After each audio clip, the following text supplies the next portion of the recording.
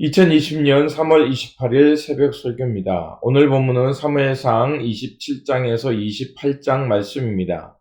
27장은 다윗이 가드왕 아기스에게 망명하는 말씀입니다.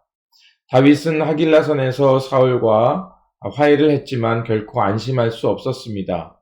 과거에도 사울과 화해를 했지만 자신을 죽이려고 했기 때문입니다. 그래서 다윗은 유다 땅을 떠나 블레셋에 망명합니다. 그리고 이 소식을 들은 사울은 추격전을 멈춥니다. 가드에 정착한 다윗은 아기스에게 시글라 성에 거할 수 있기를 청하고 그곳에 거합니다. 그리고 용병이 된 다윗은 아멜렉 사람들을 치고 그것을 유다 땅에서 얻은 전리품이라고 속이며 아기스에게 신임을 얻습니다. 이렇게 한 것은 남유다를 지키는 행위였던 것입니다. 28장은 이제 불안한 사울 왕이 이제 그 불안을 못 이겨서 신접하는 여인을 찾아가 사무엘을 만나는 말씀입니다. 하나님을 떠난 사울은 갈수록 불신앙의 길에 빠집니다. 선지자 사무엘이 죽고 블레셋 전투를 하게 되는 가운데 두려움에 빠진 사울은 이제 하나님의 도우심을 구하지만 응답을 받지 못합니다. 이에 사울은 변장을 하고 신접하는 여인을 찾아가 사무엘의 영혼을 불러달라고 합니다. 그런데 신접한 여인을 통해서 사무엘을 만나지만 오히려 사울의 멸망만을 예고받습니다. 실상은 사울은 절망감에 사로잡혀서 자기 거처로 돌아가게 됩니다. 두 지도자의 서로 다른 길을 보게 됩니다. 다윗은 블레셋의 망명 생활을 하지만 아멜렉 사람들을 노력하면서 남쪽 지역의 유다 사람들을 보호하지만 그래서 남쪽의 자기 백성을 지키고 있었던 것입니다. 하지만 사울은 블레셋 침공으로 인해 하나님이나 선지자로부터 어떠한 예언을 듣지 못하자 그는 더욱 불안해졌고 결국 신접하는 여인을 찾아갑니다. 말씀을 통해서 알 수 있는 것은 사울은 겉으로는 신접하는 자와 박수를 쫓아내는 것 같았지만 실상은 그렇지 않았다는 것입니다. 하나님의 말씀을 거역하며 신접하는 여인을 통해 사무엘을 불러냈지만 그 결과는 멸망의 확답뿐이었습니다. 그에 대한 하나님의 심판만 확인하게 된 것입니다. 그래서 본문 16절과 17절에 이렇게 말합니다. 사무엘이 이르되 여호와께서 너를 떠나 내 대적이 되셨거늘 내가 어찌하여 내게 묻느냐. 여호와께서 나를 통하여 말씀하신 대로 내게 행하사 나라를 내 손에서 떼어 내 이웃 다윗에게 주셨느니라. 또한 18절에서 19절에서는 이렇게 말합니다.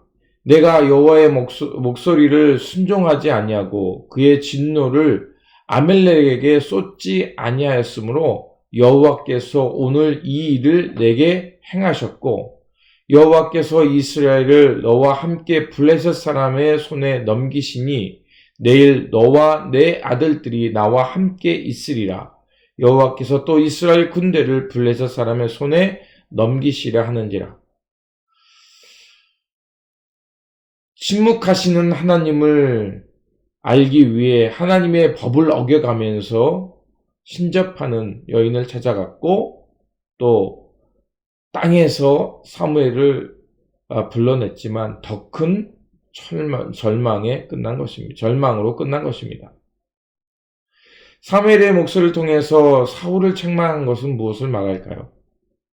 결국 사울이 최종적으로 하나님께 대한 소망을 갖지 못하고 회개할 기회를 얻지 못한 채 죽음을 맞이했다는 것입니다. 사울은 사무엘을 통해서 말씀하신 하나님의 명령을 거역하고 하나님의 길보다 자기의 의를 드러내고 싶었습니다. 그게 사무엘상 15장이죠. 또한 사무엘을 통해서 하나님께서 기름 부음 받은 자, 즉 하나님의 영이 함께한 자를 죽이고자 했습니다. 그리고 다윗을 도왔다는 이유로 놉 땅의 제사장 85명을 죽이고 무고한 피를 흘리게 했습니다. 사무엘상 22장이죠. 영적 생활을 하다가 하나님의 침묵을 만날 때가 있습니다. 그것을 영적 어둠의 터널을 만날 때라고 합니다. 이러한 침묵의 때를 이러한 침묵의 때는 모든 사람에게 옵니다. 사무엘만이 아닙니다. 믿음의 여정을 걷다 보면 언제든지 이러한 길을 만날 수 있습니다. 그러나 중요한 것은 그 영적 어둠의 터널을 만났을 때 많은 사람들은 흔들리며 다른 길을 가거나 혹은 사울처럼 어리석은 길을 찾고 불안감에 휩싸입니다. 그리고 나중에는 거짓에 이끌리기도 합니다. 그럼 영적 어둠의 터널을 만났을 때 어떻게 해야 할까요? 하나님의 침묵도 응답이라는 것을 알아야 합니다. 하나님께서 침묵하는 것은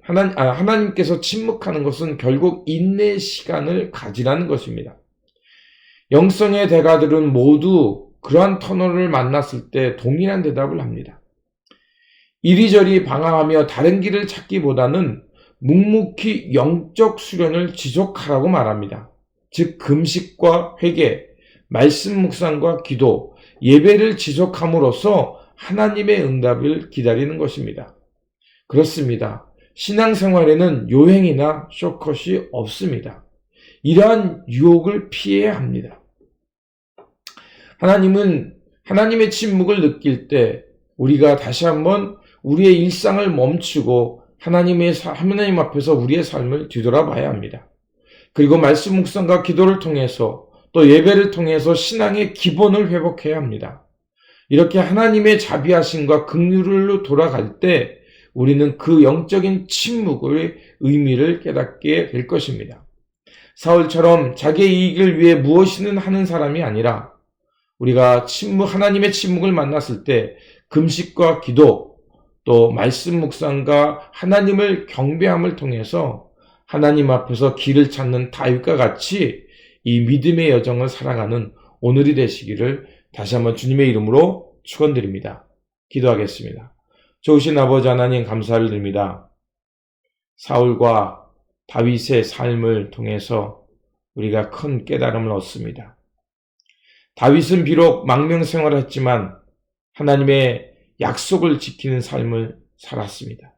하지만 사울은 불안함과 조급함으로 인해서 가지 말아야 할 길을 갔고 또 하지 말아야 할 선택을 했습니다.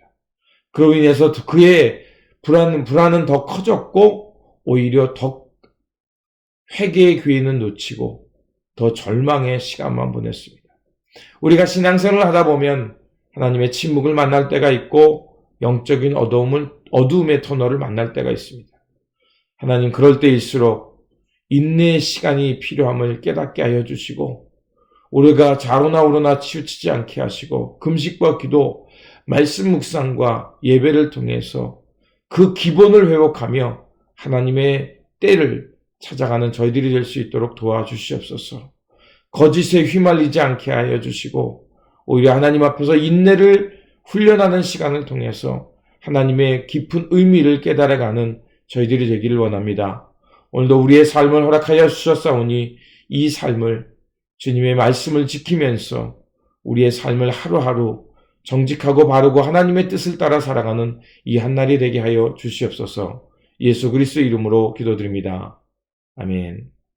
다시 한번 이 아침을 깨우신 여러분 가운데 하나님의 진리와 말씀이 함께 하기를 또한 하나님의 평안이 함께 하시기를 주님의 이름으로 축원드립니다. 아멘.